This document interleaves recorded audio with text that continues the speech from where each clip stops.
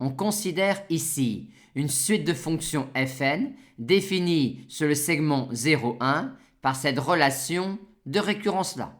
Et dans la question 1, on nous demande de montrer que la suite de fonctions fn converge simplement sur le segment 0, 1 vers la fonction racine carrée.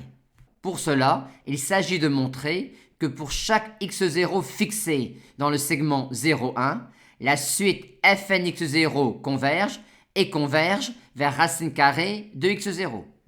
Pour cela, à x0 fixé dans le segment 0, 1, on va poser alpha n égale fn x0 et on va étudier la convergence de la suite alpha n. La suite alpha n est alors une suite définie par récurrence ainsi, avec alpha 0 qui vaut 0. On rentre alors dans l'étude classique d'une suite alpha n plus 1 égale g de alpha n, où g est une telle fonction. On a tout de suite g de t moins t et g' de t. À partir de là, on va rechercher notre intervalle j tel que alpha 0 appartienne à j, ou tout au moins alpha 1 appartienne à j, ou tout au moins alpha 2 appartienne à j, et tel que j soit stable par g, et tel que si possible g soit croissante sur j, ou que le signe de g de t moins t soit constant sur j. Et on aimerait également que la limite recherchée, à savoir racine carrée de x0, appartienne à cet intervalle j.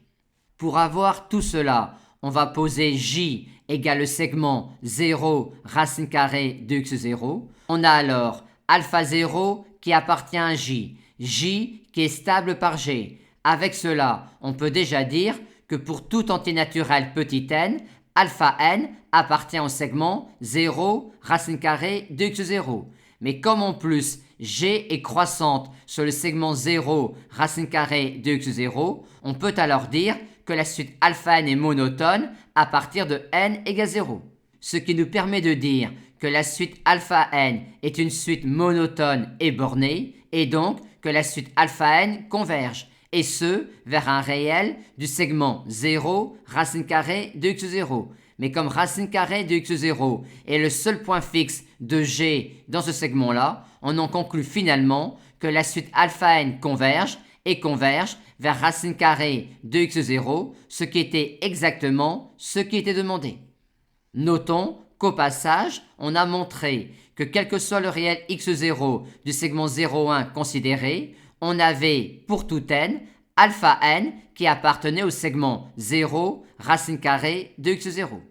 Dans la question 2, on nous demande maintenant de montrer cette inégalité-là pour n antinaturel et x appartenant au segment 0,1. Et cette inégalité-là est entre guillemets une inégalité géométrique dans la mesure où on a ici du Vn et ici du Q puissance n. Ce qui nous donne envie préalablement d'établir une inégalité géométrique de récurrence entre ce terme-là et celui-là. On commence pour cela par exprimer ce terme-là à l'aide de celui-là, et on arrive bien alors à mettre ici racine carrée de x moins fnx en facteur. Ensuite, étant donné que ce terme-là est positif et que ce terme-là est plus petit que 1 moins racine carrée de x sur 2, vu que fn de x est positif, on a alors cette inégalité-là de récurrence géométrique, d'où on tire que pour tout x appartenant au segment 0,1 et pour tout n, on a ce terme-là qui est inférieur ou égal à celui-là à la puissance n, multiplié par racine carrée de x moins f0 de x, qui est exactement ce terme-là. Et pour terminer, on nous demande maintenant de montrer que la suite de fonctions fn converge uniformément sur le segment 0,1. Pour cela, on va montrer qu'au moins à partir d'un certain rang, il existe sur le segment 0,1 un majorant qui tend vers 0 de la fonction x d'une valeur absolue de f de x moins fnx, qui est ici tout simplement f de x moins fnx.